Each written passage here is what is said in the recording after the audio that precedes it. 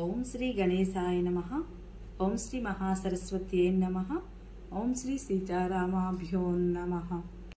శుక్ల అంబరధరం విష్ణుం శశివర్ణం చతుర్భుజం ప్రసన్నవదనం ధ్యాయేత్ సర్వవిఘ్నోపశాంతయే. కూజంతం రామ రామేతి మధురం మధురాక్షరం ఆరుహ్య కవితాశాఖం వందే వాల్మీకి కోకిలం. రామాయ రామభద్రాయ రామచంద్రాయ వేధసే రఘునాథాయ నాథాయ సీతాయ పతయే నమః. జై శ్రీరామ్. అత్యంత రమణీయమైన అద్భుత సుందర కావ్యమైనటువంటి సుందరకాండ నిత్య పారాయణలో భాగంగా మనం ఈరోజు 60వ రోజుకు చేరుకున్నాము. ఇందులో మనకు హనుమంతుడు సీతా సందేశమును శ్రీరామచంద్రునకు వినిపించుట గురించి తెలుసుకోబోతున్నాము.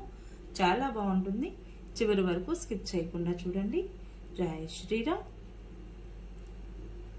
మహానుభావుడైన శ్రీరాముడు ఇట్లు పలుకగా హనుమంతుడు సీతాదేవి నుడివిన వచనములను అన్నింటినీ ఆయనకు ఈ విధముగా నివేదించెను. ఓ పురుషోత్తమా, జానకీదేవి ఇదివరలో చిత్రకూటమున జరిగిన వృత్తాంతమును మీకు గుర్తు చేయుటకై యథాతథముగా తెలిపినది. నీతో గూడి హాయిగా నిద్రించుచున్న జానకి ముందుగా మేలుకొనినట. ఇంతలో ఒక కాకి వేగముగా అచ్చటికి వచ్చి ఆమె వక్షస్థలమును గాయపరచెనట. ఓ భరతాగ్రజ, పిమ్మట నీవు ఆమె ఎడిలో తలయుంచి నిద్రించితవట. మరలా ఆ పక్షి సీతాదేవిని బాధించెనట. ఆ కాకి మాటి మాటికి సమీపమునకు వచ్చి ఆమెను మిక్కిలి గాయపరచెనట. అప్పుడు ఆమె గాయము నుండి స్రవించిన రక్తముచే తడిసి నీవు మేల్కొంటివట. శత్రు సంహారకుడవైన ఓ రామ, ఆ వాయసముచే మరలా మరలా బాధింపబడుచున్న సీతాదేవి సుఖముగా నిద్రించుచున్న నిన్ను మేల్కొల్పెనట. ఓ మహాబాహు, వక్షస్థలమునందు గాయపడిన ఆమెను చూచినంతనే రెచ్చిపోయిన విషసర్పము వలె బుసలు కొట్టుచు నీవు ఇట్లు పలికితివట. ఓ భయస్వభావురాలా, నీ వక్షస్థలమును గోళ్లతో గాయపరిచినది ఎవరు? కోపముతో ఊగిపోవచున్న విశాలమైన పడగలగల సర్పముతో ఆడుకొనుచున్నది ఎవరు? అటూ నిటూ కలయజూచుచు రక్తసిక్తమైన వాడి గోళ్లతో ఆమెకు ఎదురుగానున్న ఒక కాకిని నీవు వీక్షించితివట. పక్షులలో శ్రేష్టమైనదియు వాయువేగమున సంచరించున్నదియు అయిన ఆ కాకము ఇంద్రుడిని కుమారుడట. అది మరి ఒక ప్రదేశమునకు వెళ్ళెనట. ఓ మహాబాహు, ప్రజ్ఞావంతులలో శ్రేష్ఠుడా, కోపముతో కన్నులెర్రజేయచ్చు ఆ వాయసమును క్రూరముగా శిక్షింపదలిచితివట. అట్టి నీవు ఆసనము నుండి ఒక దర్భను తీసుకొని దానిని మంత్రించి బ్రహ్మాస్త్రముగా ప్రయోగించితివట. ఆ అస్త్రము ప్రళయాగ్ని వలె మంటలను వెలిగక్కుచు కాకమునకు అభిముఖముగా ప్రజ్వలిల్లినట. నీవు ప్రజ్వలిల్లుచున్న ఆ దర్భను అంటే బ్రహ్మాస్త్రమును వాయసముపై ప్రయోగించితివట. అప్పుడు ఆ దర్భ మంటలను చిమ్ముచు ఆ వాయసమును వెంబడించెనట. ఆ వాయసము యొక్క తండ్రి అయిన ఇంద్రుడును దేవతలును మహర్షులను అతనిని ఆదుకొనలేకపోయిరి. ఆ కాకము ముల్లోకములు తిరిగి చూచినను దానిని రక్షించువారు దొరకలేదట. ఓ శత్రు సంహారక, ఆ వాయసము ప్రాణభీతితో తిరిగి తిరిగి కడకు నీ యొద్దకే వచ్చెనట. అనన్య శరణ్యుడవైన నిన్ను శరణుజొచ్చి భూమిపైబడి అది నీ ముందు మోకరిల్లినట.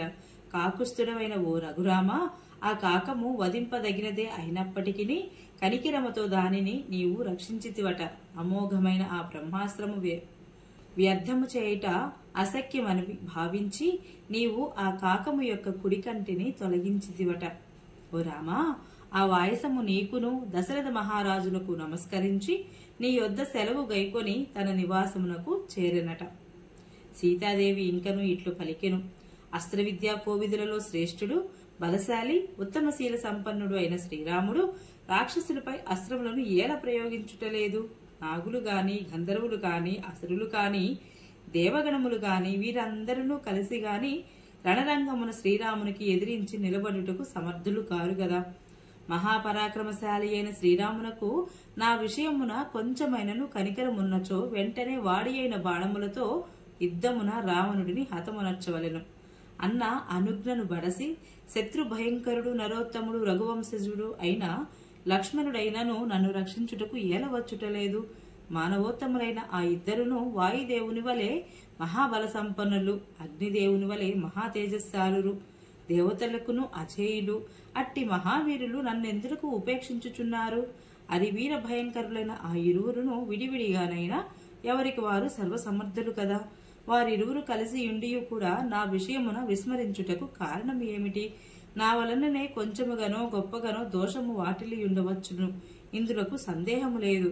వైదేహి కన్నీరు గార్చుచు పలికిన జాలిగొలుపు మాటలను విని మరలా నేను పూజ్యురాలైన ఆమెతో ఈ విధముగా పలికితిని.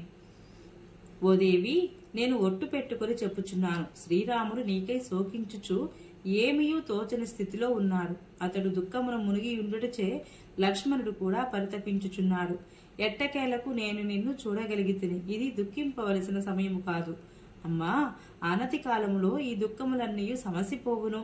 పూజ్యులు రాకుమారులు అయిన ఆ నరవరులు ఇద్దరును నీ దర్శనముకై ఉత్సాహముతో తహతహలాడుచున్నారు. వారు క్రూరుడైన రావణుడిని అతని పరివారములను సమరభూమికి బలియిచ్చి లంకను భస్మమనర్చగలరు తల్లి.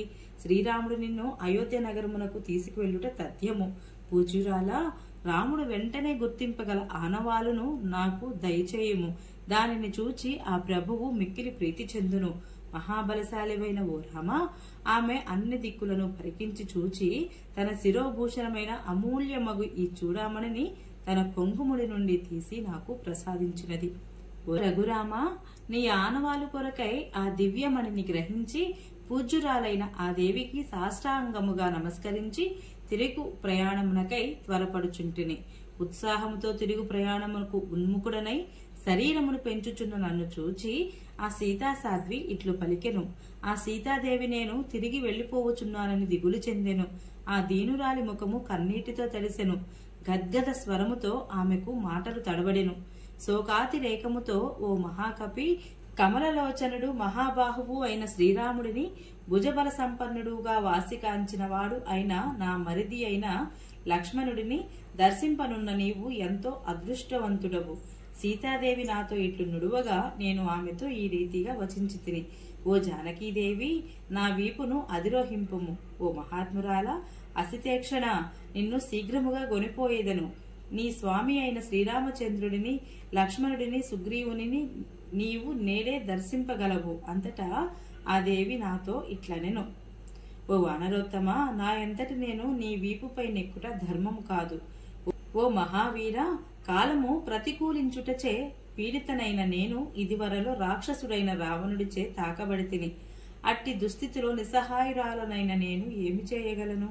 ఓ కపివర, ఆ రాజకుమారులిరువును ఉన్న ప్రదేశమునకు నీవు వెళ్ళుము. ఇట్లు ఉదాత్తమునుగా పలికిన మరలా ఆమె నాకు ఒక సందేశమును ఇయ్యసాగెను. ఓ మారుతి, సింహ పరాక్రములైన ఆ రామలక్ష్మణులు క్షేమ సమాచారములను అడిగి తిననుము. అట్లే సుగ్రీవుని యొక్క, అతని అమాత్యుల యొక్క, తదితరుల అందరి యొక్క కుశల ప్రస్తావన చేసి తినని తెలుపుము. మహాబాహువైన శ్రీరాముడు నన్ను ఈ దుఃఖ సముద్రము నుండి గట్టెక్కించున్నట్లుగా చూడుము. ఓ వానరవీరుడా, నా ఈ తీరని దుఃఖాతిరేక స్థితిని, ఈ రాక్షస స్త్రీలు నన్ను భయపెట్టుచున్న విషయమును నీవు శ్రీరాముని కడకు చేరిన వెంటనే తెలుపుము. నీ ప్రయాణము సుఖముగా సాగుగాక. ఓ మహారాజా, పూజ్యురాలైన సీతాదేవి నీ కొరకై ఈ వచనములను విషాదముతో తెలిపినది. నేను నుడివిన ఈ మాటలను తెలుసుకొని ఆమె భద్రముగానున్నట్లు భావింపుము, విశ్వసింపుము అని హనుమంతుడు శ్రీరామచంద్ర ప్రభువునితో పలికెను. వాల్మీకి మహర్షి విరచితమై ఆది కావ్యమైన శ్రీమద్ రామాయణమునందలి సుందరకాండమునందు 67వ సర్గము సమాప్తము.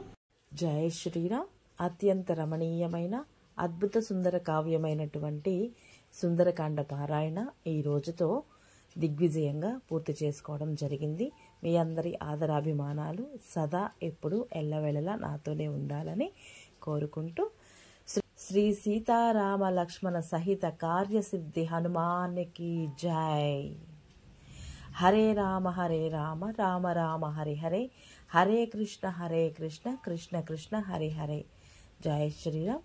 ఈ వీడియో మీకు నచ్చినట్లయితే please subscribe my channel, like, share, comment please. Thank you.